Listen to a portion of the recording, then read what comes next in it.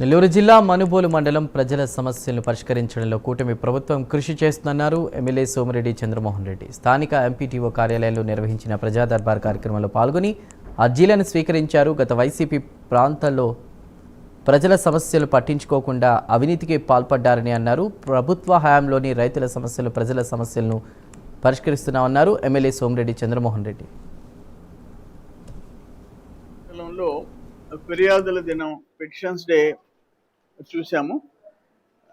చాలా రకాల సమస్యలు, అన్నిటికంటే ఎక్కువ రెవెన్యూ వస్తున్నాయి. ఇతర అంగన్వాడీ బిల్డింగ్స్ కూడా చాలా కొలాప్సింగ్ స్టేజ్లో, కొన్ని బాడీగిళ్ళల్లో కొన్ని ఉన్నాయి. స్కూల్ బిల్డింగ్స్ ప్రాబ్లం ఉంది. మనుబోలు హై స్కూల్ బిల్డింగ్ అదే పరిస్థితిలో ఉంది. ఒక్క మనుబోలు హై స్కూల్ బిల్డింగ్కి అవి స్లాబులు తీసి కొత్త స్లాబ్లు వేయాలా, ఇంచుమించు 50 లక్షలు అవసరం అవుతుంది. కాంపౌండ్ వాళ్ళకి ₹1 కోటి అవుతుంది. 1.5 crores కావాలా.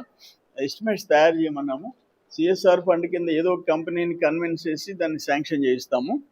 ఇంకా అంగన్వాడీ స్కూల్స్ కూడా కొత్త ఏం కావాలా, రిపేర్లు ఏం కావాలో తయారు చేయమన్నాను. చూస్తాం, గవర్నమెంట్లో వీలైనంత వరకు గవర్నమెంట్లో శాంక్షన్ చేయటం, లేదా కంపెనీస్ దగ్గర సిఎస్ఆర్ ఫండ్స్ తెచ్చేదానికి ప్రయత్నం చేస్తున్నాము. ఫస్ట్ మనుబోలు హై స్కూల్ అయితే టార్గెట్గా పెట్టుకుంటామని చెప్పి తెలియజేస్తున్నా.